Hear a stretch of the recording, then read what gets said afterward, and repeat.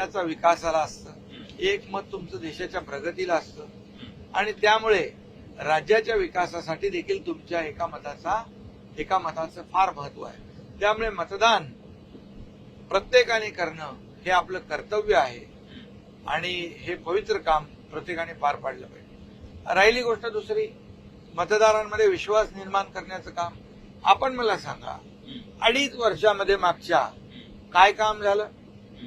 सगळे प्रकल्प बंद पाडले होते, मेट्रोचे प्रकल्प, आरेचे प्रकल्प, मगाशी मी सांगितलं तुम्हाला तसं समृद्धी महामार्ग, आपला अटल सेतू, कोस्टल हायवे, काय काम चालू होतं? मुंबईतले रस्ते खड्डे सगळीकडे पडले होते। मुंबई आंतरराष्ट्रीय शहर आहे, जगभरातले लोक येतात, अरे तिथे काय कशी मुंबई पाहिजे? तुम्ही सगळं बंद केलं होतं। इगोमुळे केंद्र सरकारकडून तुम्ही मदत मागत नव्हता, इगोमुळे तुम्ही अनेक प्रकल्प बंद पाडले। मेट्रो 3 सारखा प्रकल्पाची तुम्ही चौकशी लावत होता। मी सांगितलं हा प्रकल्प 30-40 लाख लोकांना प्रवास देणार आहे, दिलासा देणार आहे। मग आम्ही जे काम सुरू केलं गेल्या आता 2 वर्षही नाही झाली, आज आमचे निर्णय बघा। शेतकऱ्यांसाठी आम्ही निर्णय घेतले, 6,000 केंद्राचे 6,000, आमचे 12,000 रुपये थेट बँकेच्या त्यांच्या डीबीटी, 1 रुपयात पीक विमा योजना, महिला सक्षमीकरण, लेक लाडकी लखपती, किती निर्णय घेतले आम्ही, शासन आपल्या दारी। आज सगळीकडे प्रकल्प सुरू आहेत, सगळीकडे देशामध्ये नंबर 1 चे प्रकल्प आज महाराष्ट्रात सुरू आहे, याचा मला अभिमान आहे। परदेशी गुंतवणुकीमध्ये आपण मागे गेलो होतो, पुन्हा परत पहिल्या नंबरवर आलो। मग लोक कोणाला वोट करणार? घरी बसलेल्या, शिव्या शाप देणाऱ्यांना की काम करणाऱ्यांना? सर, मग सगळं काम व्यवस्थित सुरू होतं, लोकांनी तुमचं आणि भाजपचं समीकरण सुद्धा स्वीकारलेलं होतं, तुमची भूमिका सुद्धा लोकांना एक वेळ मान्य केली, पण असं सगळं सुरू असताना अजित पवारांची एंट्री ही थोडीशी लोकांना म्हणजे असं दचकल्यासारखं झालं, किंवा हे कशासाठी हा प्रश्न अनेकांना पडला। त्याबद्दल देवेंद्रजींनी उत्तर दिलंय की आमची युती आहे, जी वैचारिक युती आहे, शिवसेना भाजपची 25 वर्षाची आमची वैचारिक युती आहे आणि अजितदादांची एक पॉलिटिकल ऍडजस्टमेंट आहे, पॉलिटिकल अलायन्स, ते त्यांनी जाहीर केले। उशिरा आले ते नाही, आता आलेत ना, आलेत, त्यांचं स्वागत आम्ही केले। मोदीजींचं नेतृत्व, मोदीजींचं विकासाचा विजन, राज्यामध्ये जी थांबलेली कामं तेही होते अगोदरच्या सरकारमध्ये, ती सगळी आम्ही फटाफट सुरू केली। सिंचनाचे प्रकल्प 3-4 प्रकल्प फक्त 2.5 वर्षात केले। आम्ही 122 प्रकल्प केले 2 वर्षाच्या आत, अजून 2 वर्ष कंप्लीट नाही झाली, 2.25 वर्षामध्ये आम्ही केलंय। आज काय काय निर्णय घेतले आम्ही, एकावर एक निर्णय घेतले, थप्पी लागली आहे। मग लोक आज जे आम्हाला भेटतात सभांमधून, त्यांचं जे काय एक्सप्रेशन आहे, त्यांचा प्रतिसाद आहे, त्यावरून कळत आहे। नाही तर आम्ही जर चूक केली असती, चुकीचा निर्णय घेतला असता, तर लोक आमच्याकडे पाठ फिरवली असती लोकांनी। एक महाराष्ट्रातला धगधगता विषय आहे सर, त्याच्याबद्दल आपण बोलायला हवं, विशेषतः आपण जेव्हा मराठवाड्यात चाललोय तेव्हा त्याच्याबद्दल तर प्रकर्षानं बोललंच पाहिजे। महाराष्ट्रातल्या मराठा समाजाला तुमच्याकडून प्रचंड अपेक्षा आहे, तो तुमच्याकडून खूप सकारात्मकरित्या आशेनं पाहतोय, त्याच्याबद्दलचे अनेक निर्णय तुम्ही घेतले, पण तरी सुद्धा ती धग आजही मराठवाड्यात कमी आहे। जरांगे पाटलांच्या आंदोलनाच्या नंतर ती धग अजून कायम आपल्याला दिसतेय। मराठा समाजाला तुम्ही कसा आश्वस्त कराल, जो विश्वास तुमच्यावर त्यांनी दाखवलाय? खरं म्हणजे मराठा समाजाला आरक्षण मिळालं पाहिजे, ही भूमिका सरकारची होती। अगोदरच्या सरकारमध्ये देखील मी होतो, देवेंद्रजी होते मुख्यमंत्री, त्याही वेळेस मराठा समाजाला आरक्षण दिलं, हायकोर्टामध्ये टिकवलं, सुप्रीम कोर्टामध्ये दुर्दैवाने सरकार बदलल्यानंतर ते रद्द झालं। त्यानंतर आम्ही आता 2.5 वर्षात काही करू शकलो नाही, कारण आमच्या हातात काही नव्हतं। पण जसं आमचं सरकार आलं तसं आम्ही आयोगाचं पुनर्गठन केलं, एम्पिरिकल डेटा गोळा केला, एक्सटेन्सिव्ह आणि डिटेल सर्व्हे केला।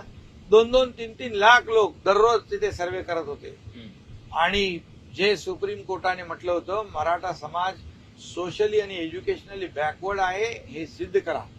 आणि मग कुणाची कच्ची घरं आहेत, कोण मोलमजुरी करतो, घरकाम करतो, माताडी काम करतो, आत्महत्याग्रस्त शेतकरी आहेत, ऊसतोड कर्मचारी आहेत, सगळं डिटेल काढला आणि त्या डिटेल सर्व्हेमुळे आज आम्ही मराठा समाजाला विशेष अधिवेशन घेऊन आरक्षण दिलं 10%. मी जाहीर शपथ घेतली होती छत्रपती शिवाजी महाराजांची की मराठा समाजाला आरक्षण दिलं जाईल. इतर समाजाला ओबीसी, इतर समाजाला धक्का न लावता ते आम्ही पूर्ण केलं. आज कोर्टामध्ये ज्यांनी कधीही आरक्षण दिलं नाही त्यांनी वंचित ठेवलं. आरक्षणाच्या बाबतीमध्ये मराठा समाजाचा फक्त आणि फक्त वापर करून घेतला. मोठमोठे नेते झाले, सत्ताधीश झाले, सरकारमध्ये आले, सरकार बनवलं, परंतु मराठा समाजाला तसाच वंचित ठेवलं. का? तुमच्याकडे संधी होती, तुम्ही तेव्हा ते दिली नाही. आणि आम्ही दिल्यानंतर तुम्ही म्हणता हे टिकणार कसं? अरे का टिकणार नाही हे सांगा आम्हाला. आम्ही टिकणार कसं आम्ही हे सांगतो. कारण आताचं जे आरक्षण आहे ते कोर्टात काही लोक गेली आहेत, परंतु कोर्टाने त्याला स्टे दिलेला नाही. आज त्यांना लाभ मिळण्याची सुरुवात झालेली आहे.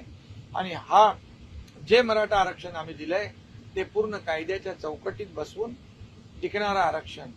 पण ते अध्यादेशावर अडून बसले. आणि दुसरी गोष्ट, कुणबी प्रमाणपत्र हा निर्णय होता, पण कुणबी प्रमाणपत्र दिले जात नव्हते मराठवाड्यात. जस्टिस शिंदे कमिटी आम्ही गठीत केली. जस्टिस शिंदे कमिटीने पण खूप मोठं काम केलं. मनोज जरांगे पाटील त्यांनी त्यांचे आभार देखील मानलेले आहेत. जस्टिस शिंदे कमिटीवर त्यांनी विश्वास देखील दाखवलेला आहे. मग जस्टिस शिंदे कमिटी आणि आमचं शासन सर्व लोक याच्यामध्ये काम करून कुणबी प्रमाणपत्र देण्याचा निर्णय आम्ही घेतला आणि कुणबी प्रमाणपत्र दिले जे कधीच मिळत नव्हते. तेलंगणापर्यंत पाठवलं. तिथले देखील काही रिपोर्ट्स आहेत, काही तिथले पुरावे आहेत, ते गोळा करून म्हणजे कुणबी प्रमाणपत्र देण्याचा देखील निर्णय आणि दिले देखील सरकारने आज.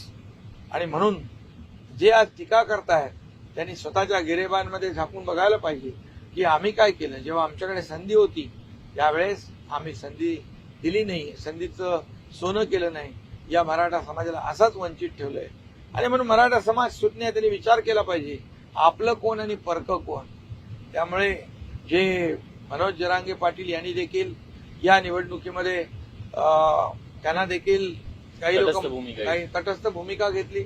त्यांचा लढा हा सामाजिक लढा आहे, समाजाला न्याय देण्यासाठी. म्हणून तर सरकार त्यांना मदत करते.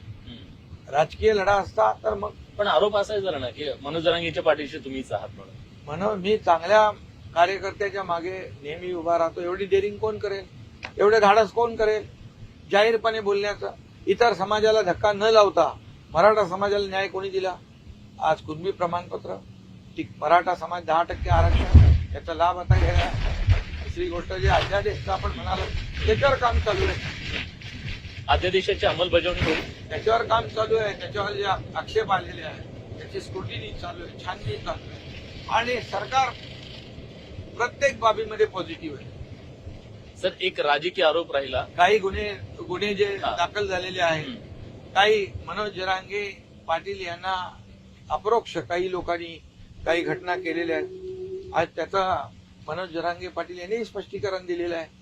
कायदा हातात घेण्याचं त्यांनी कुणालाही सांगितलंय, कुणी कायदा हातात घेऊ नका. मग अशा वेळेस जे गुन्हे दाखल झाले त्या गुन्ह्याची ग्रॅव्हिटी बघून ते गुन्हे देखील आम्ही सरकार मागे घेईल. लोकशाहीमध्ये आंदोलन करणं ठीक आहे, पण जाळपोळ करणं, आज माणसांवर हल्ला करणं हे तर राज्यामध्ये कुणालाच करता येणार नाही.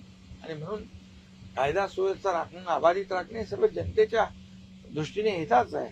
त्यामुळे सरकार आकसाने सूडबुद्धीने कुठल्याही कुणावरही कारवाई करणार नाही.